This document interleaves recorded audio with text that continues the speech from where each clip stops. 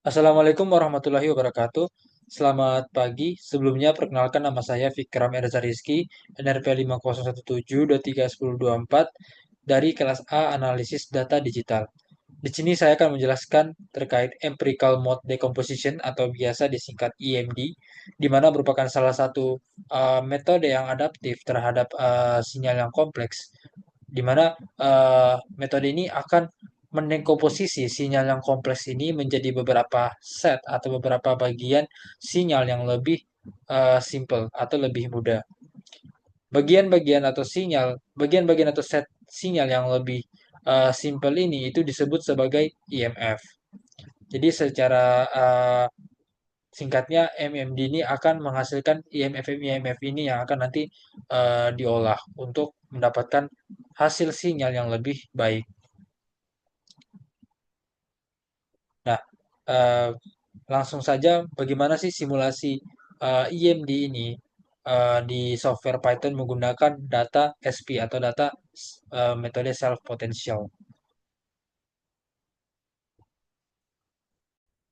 Nah, berikut adalah script dari AMD sendiri di mana seperti biasa kita mengimport library-library yang akan digunakan itu ada NumPy sebagai NumPy, Matplotlib, SPLT, Pandas untuk membaca datanya nanti.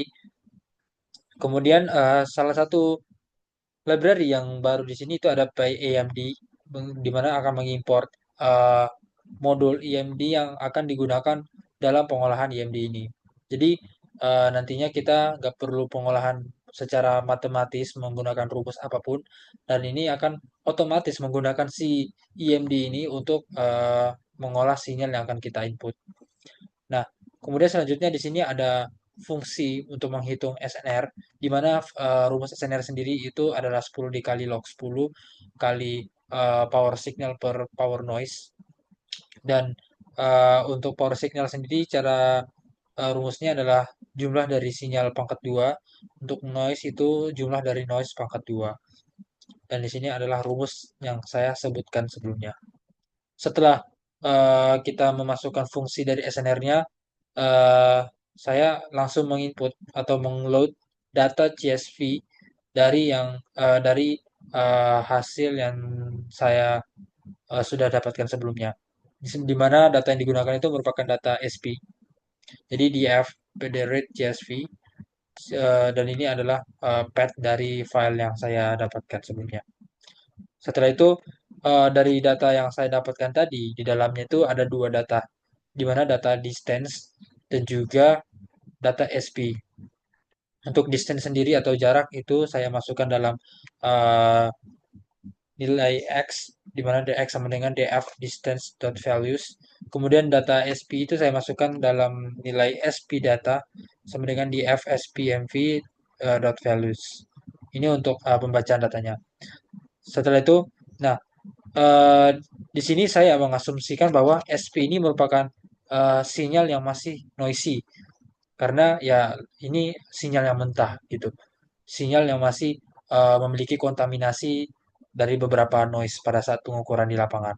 Jadi saya masih jadi saya menyebutkan bahwa ini sebagai sinyal yang noisy. Nah, setelah itu kita bisa langsung menerapkan si IMD ini itu ke dalam script kita. Caranya gimana? Caranya adalah kita memasukkan nama yang ingin kita inginkan IMD sama dengan IMD atau modul yang kita gunakan yang setelah kita import tadi.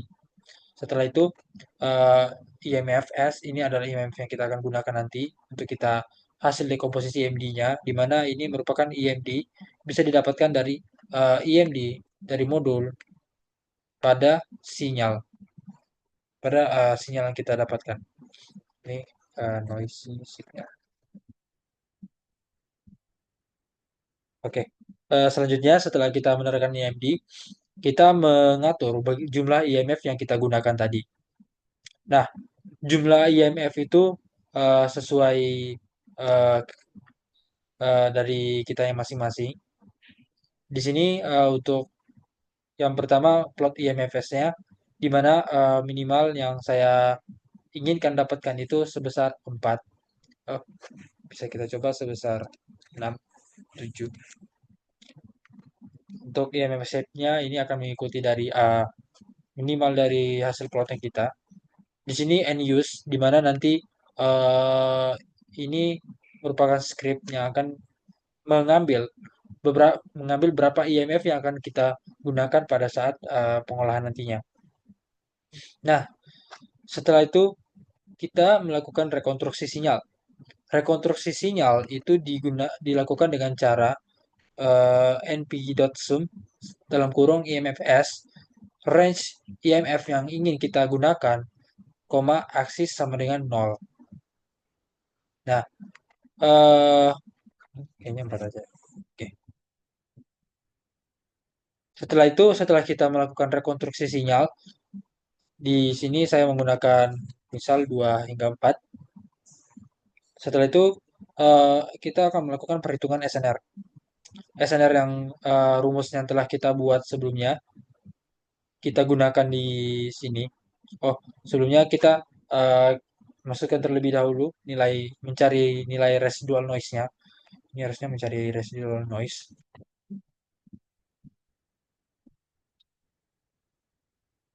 Untuk residual noise-nya itu didapatkan dari sinyal yang noisy tadi dikurangi oleh hasil reconstructed dari IMF 2 hingga 4. Nah, setelah itu, setelah kita mendapatkan nilai residualnya, kita masukkan ke nilai SNR-nya.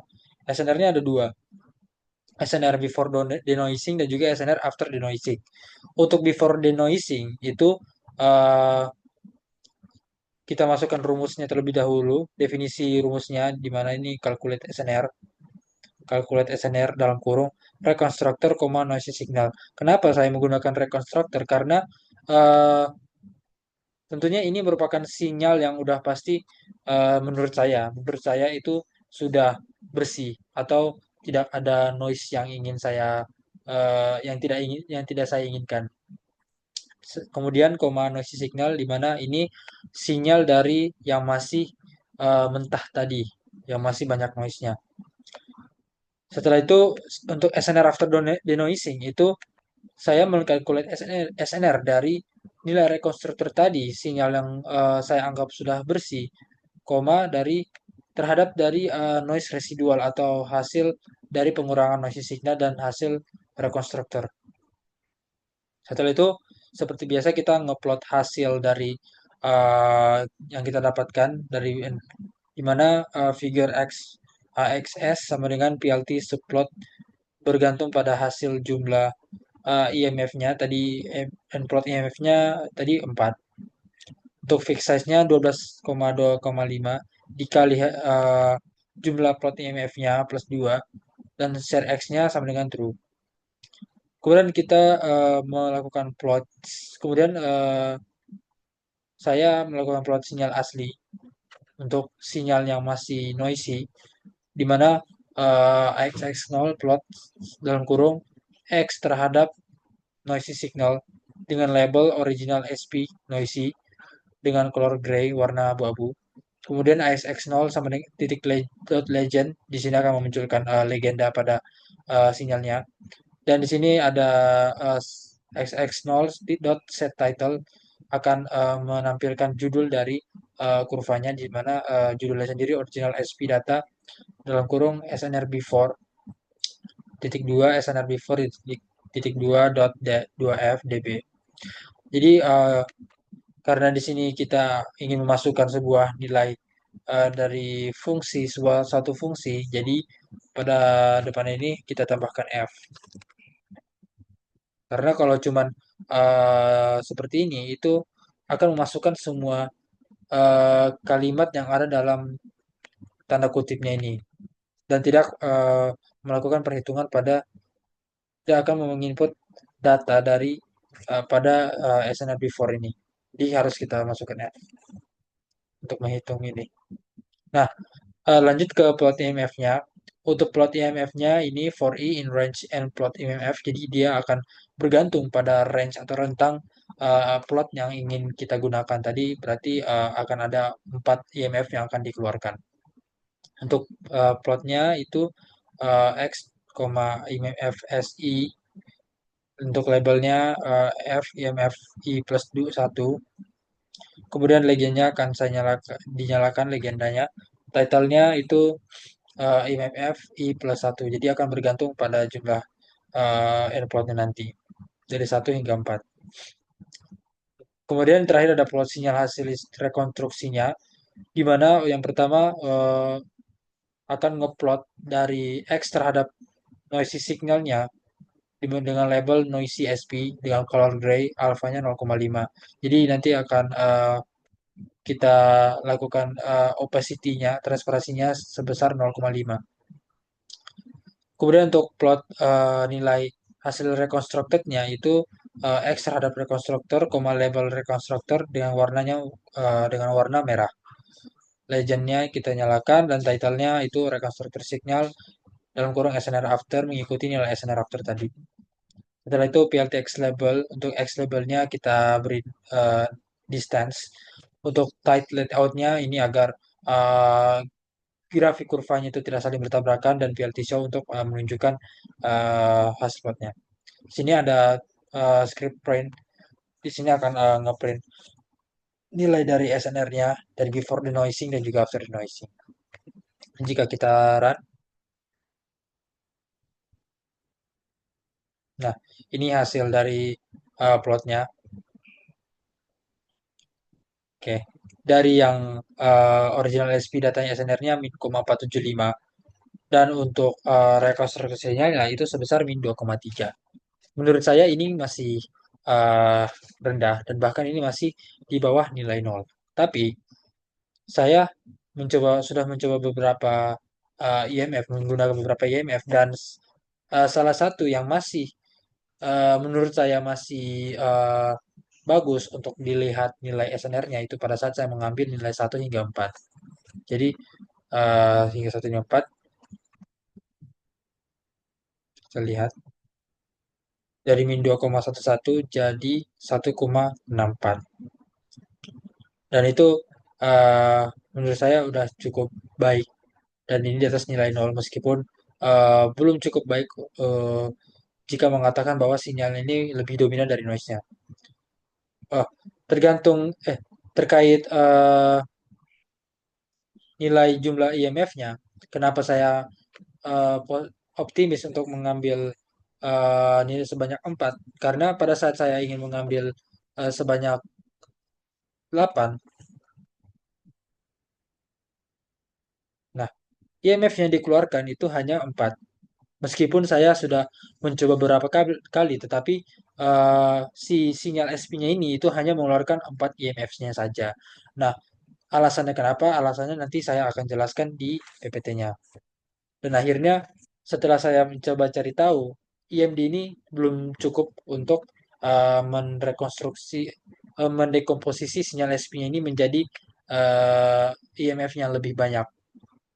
Dan IMD yang cocok untuk mendekomposisi sinyal ini menjadi lebih banyak itu adalah IAMD. Jadi saya udah coba juga pakai IAMD, import IAMD, dan hasilnya itu dia hasilnya itu si IAMD-nya ini itu akan menghasilkan IMF yang lebih banyak gitu. Nah, bahkan lebih dari 4 hingga 6. Tetapi kebalik lagi, di sini saya akan membahas hanya IMD saja, bukan IMD. Tadi hanya sebagai eh, pengetahuan tambahan saja. Ini terkait script dari IMD pada data SP. Selanjutnya saya akan melakukan pembahasan di PPT. Nah, tadi setelah kita melakukan simulasi Python, kita mendapatkan beberapa hasil-hasil yang akan kita interpret atau analisis selanjutnya. Nah, ini merupakan hasil original SP-nya, di mana SNR sinyalasinya itu sebesar min 2,11 dengan jumlah IMF-nya sebesar 4. Nah, ini dia alasannya. Jadi, kenapa batas IMF yang saya gunakan itu hanya sebanyak 4 saja? Kenapa tidak bisa lebih dari itu? Jadi, hal ini dikarenakan dari sinyal SP-nya sendiri itu memiliki kompleksitas dan jumlah osilasi sinyal yang sangat rendah. Atau bisa dikatakan bahwa variasi frekuensi lokal ini itu kecil. Sehingga saat didekomposisi, ya sinyalnya ini itu tidak menyisakan sisa sinyal yang lebih banyak lagi. Jadi setelah mengeluarkan 4 IMF, tidak ada lagi IMF-IMF lainnya yang disisakan dari si sinyalnya. Jadi itulah kenapa IMF-nya dikeluarkan itu sangat terbatas. Bisa disimpulkan bahwa jumlah IMF-nya dihasilkan itu terbatas pada sinyal SP ini. Meskipun begitu, eh, sinyal SP ini itu masih bisa diolah, masih bisa kita dapatkan hasil IMD-nya, di mana IMF-nya digunakan tadi 1 hingga 4. Nah, kenapa saya ingin mengambil IMF satunya juga? Karena ya sebenarnya secara umum IMF satu itu memiliki frekuensi yang sangat tinggi dan itu dikatakan sebagai noise. Tetapi setelah saya hanya mengambil 2 hingga 4, malah nilai SNR-nya itu masih rendah. Jadi pada saat saya ambil nilai satu juga, itu SNR-nya malah ya masih cukup baik lah dibanding sebelumnya itu nilainya sekitar min 2, nah, dapat disimpulkan bahwa IMF satu ini itu tidak murni noise, masih mengandung bagian dari sinyal aslinya. Si IMF satu ini itu mengalami yang namanya mode mixing. Mode mixing ini apa? Jadi pada satu IMF ini itu memiliki lebih dari satu komponen frekuensi. Makanya bisa dilihat IMF satu ini punya frekuensi-frekuensi yang lebih dari satu komponennya. Sehingga karena IMF-nya seperti itu, bisa dikatakan bahwa IMF-nya itu masih bagian dari sinyal aslinya. Dan di sini bisa dilihat bahwa SNR before-nya, before denoising min 2,1 dan after denoising 1,04.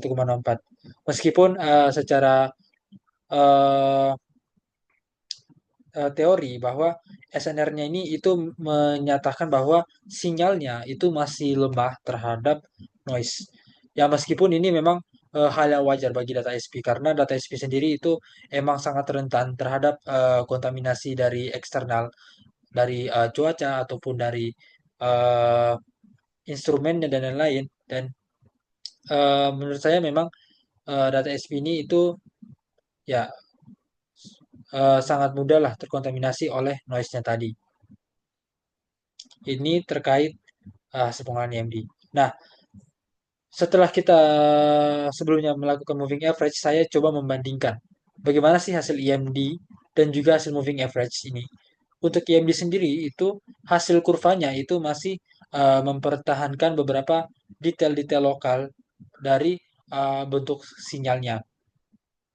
Sedangkan moving average, curving, sedangkan moving average kurva hasilnya itu eh, sangat halus, bisa dikatakan sangat halus dari data sinyal aslinya.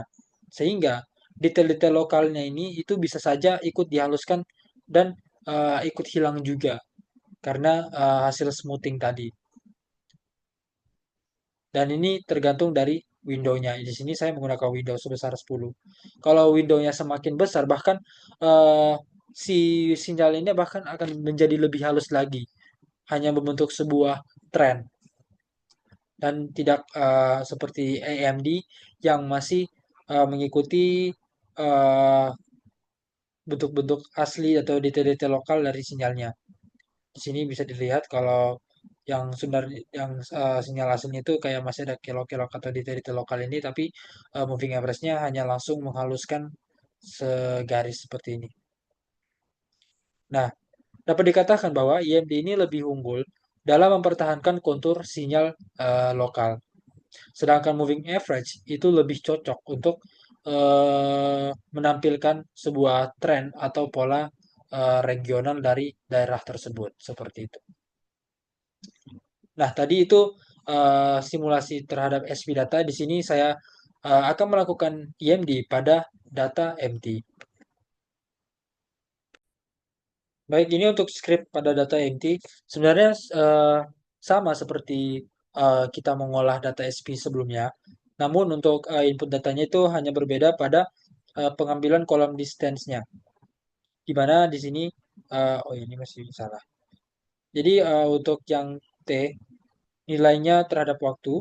Untuk empty data itu membaca data HY atau eh, medan magnetnya. Nah, selanjutnya ini skripnya masih sama. Dan untuk plot IMF-nya saya mengambil sebanyak 7. Dan rekonstruksi sinyalnya itu dari 2 hingga 7. Dan kenapa saya ngambilnya 2 hingga 7 nanti akan dilihat pada hasilnya. Selanjutnya sama seperti sebelumnya dan coba kita run lagi. Oh ya, text double ini salah. Harusnya time.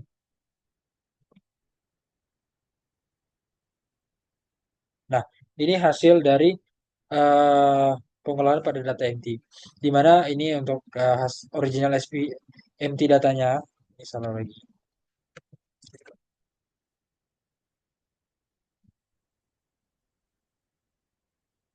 Ini original MT datanya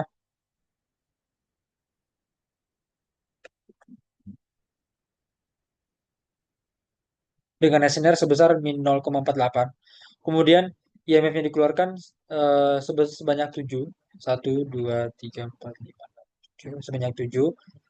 Dan data yang saya ambil tadi 2 hingga 7. Kenapa? Karena lagi-lagi balik ke teori secara umum. IMF 1 itu memiliki frekuensi yang sangat tinggi dan terindikasi sebagai noise. Jadi saya coba eh, keluarkan atau hilangkan si IMF 1 ini dan hanya mengambil si struktur lokal pada IMF 2 hingga tren regional ini. Karena sebelumnya saya sudah mencoba juga untuk tidak mengambil IMF 7 dan ketika saya tidak mengambil IMF 7 si bentuk sinyalnya itu menurun, mendatar gini, tidak mengikuti sinyal aslinya. Jadi saya harus mengambil IMF 7-nya ini agar bisa mengikuti tren dari sinyal aslinya. Dan akhirnya setelah saya mengambil IMF 2 hingga 7, SNR yang dihasilkan itu besar, sekitar 9,88. Dan menurut saya ini sudah cukup bisa diinterpretasikan atau sangat representatif untuk data hasil data MT hasil AMD atau hasil denoising-nya tadi. Seperti ini. Nah, selanjutnya bisa saya jelaskan di PPT. Setelah melakukan simulasi menggunakan data MT, saya mendapatkan beberapa hasil di mana untuk original SP datanya ini seperti ini dengan banyak noise atau berupa spike. Sinyalasinya sendiri untuk extendernya itu sebesar min 0,48 dB. Nah, ini untuk IMF yang dikeluarkan sebanyak 7 dengan jumlah IMF-nya ya setuju digunakan tadi 2 hingga 7 karena eh, saya ingin mengambil struktur lokal ini dan juga ingin mengambil tren regional ini untuk bisa mengikuti dari sinyal aslinya. Dan dari situ saya mendapatkan hasil pengolahan seperti ini di mana hasil listenernya sebesar 9,88 dan ini uh, cukup tinggi, sangat tinggi. Dan bisa dikatakan bahwa sinyalnya itu uh, cukup dominan dari noise pada sinyal tersebut. Seperti itu. Ini terkait hasil dari pengolahan data MT.